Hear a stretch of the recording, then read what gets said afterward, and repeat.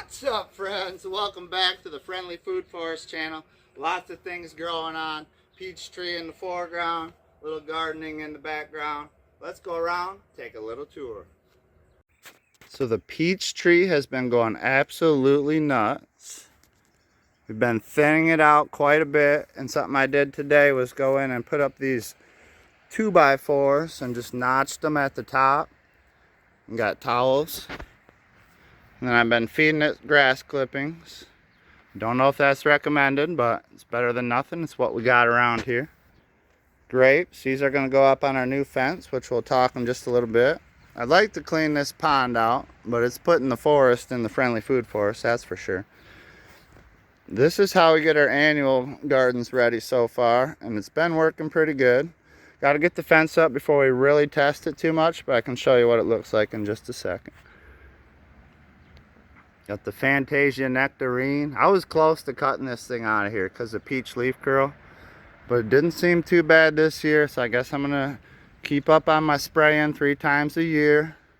Thanksgiving, Christmas, Valentine's Day. And then this is the fence we've been working on putting it in. We're gonna leave the lower fence and just bring that over to meet the pole right here.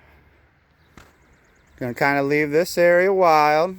We throw grass clippings, and we lost a branch off the peach tree, which I can show you when we get back around there, but unfortunately. But it was kind of in the pathway, so if we're going to lose anything, that's all right. Got the Stanley plum. Woo! Goes way up into the sky. Big tree. 20 foot tall, maybe 15 feet wide so far, and about 7th year growing. Do have a couple issues. Here's an example. I gotta get that cut off of there, and it's unfortunate that's right on that main branch. So I might just cut that whole branch out of there. We got a few of them spots. If you see them on your plums, you want to cut that branch out, good foot or so back. Peach that I believe came from rootstock, but if it is the one that stayed on that come from the top, it would be a contender peach.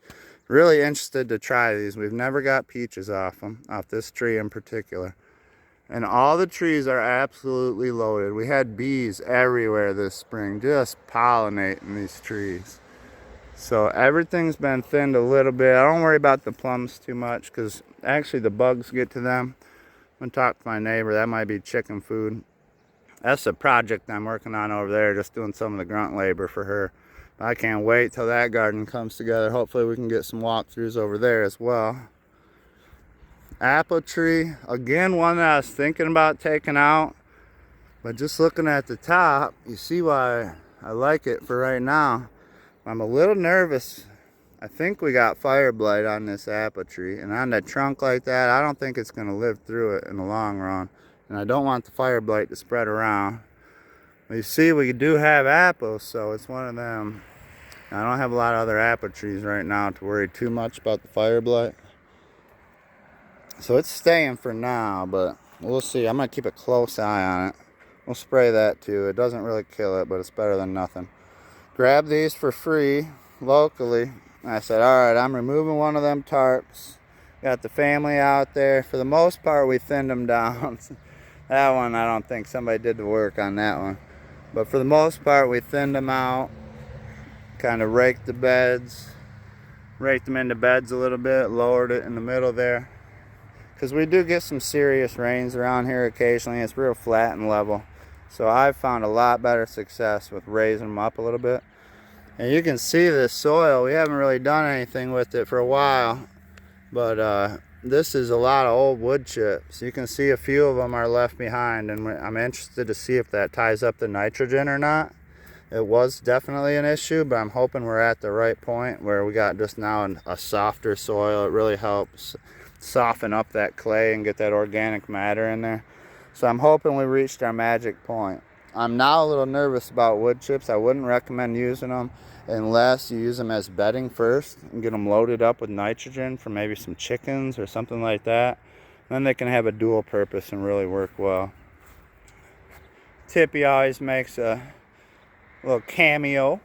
There's Tippy the cat. She's still around, still doing her job, protecting the garden. She'll even run off a deer every once in a while. She's pretty serious about her job. So this is that crazy peach tree. It wasn't gonna make it unless we staked it down, or staked it up. Red Haven peach tree, just absolutely loaded.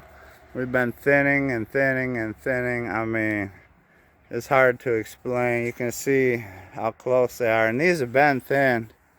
They have definitely been thinned. And like, see over there, we didn't thin quite as good. Oh my goodness. And then up here where I couldn't reach, you can kind of see it's getting a little dim with my lighting. Yeah, it's a friendly food for us. We just got to finish this fence off, the pesky old fence, because the deer will come in and knock them tomatoes out for you. Kind of like this apple tree. Oh my goodness, this poor thing gets hit every spring. It's been here 7 years, never going farther than 2 feet tall. The deer know all about it. But there's a couple leaves on there. So back to that fence. We get that fence done. Woo, we might be able to get some apple trees growing, tomatoes, you name it. So this is coming down. Don't do this half you know what. And don't keep the deer out. They look pretty funny going through it. They go through it just like a wrestler does. It's no problem for them, just so you know. So don't mess with every 6 inches. String, meadow, cheap stuff. It's just bound to get caught in your lawnmower. So let me do the work for you. Don't do it. Do the proper work. Put in a real fence. So this is the last side to go. We're going to bump it out. I was going to trim that tree way back, but you know what? I'm going to put that fence right over. That shed's coming down anyway, so that fence is going to go kind of around the tree as much as possible. We'll make our garden area a little bit, you know, a foot or two bigger. Another big tip, don't go way bigger than you need to. When you're first starting out, a 15 by 15 garden, a 10 by 10, you would be surprised what you're going to get off it. Like, this is just so many more tomatoes than anybody ever needs right here. And this is just, you know, you could do that in a 8 by 12, 8 by 14. You could probably do your whole garden in an 8 by 14. So don't get illusions of grandeur like I did. Just get something in, fence it off real good so that you know it's safe. And I'll show you how that works after I finish this fence off I've been talking about for the last couple of years. Stick with me. We'll get it done. Cheers.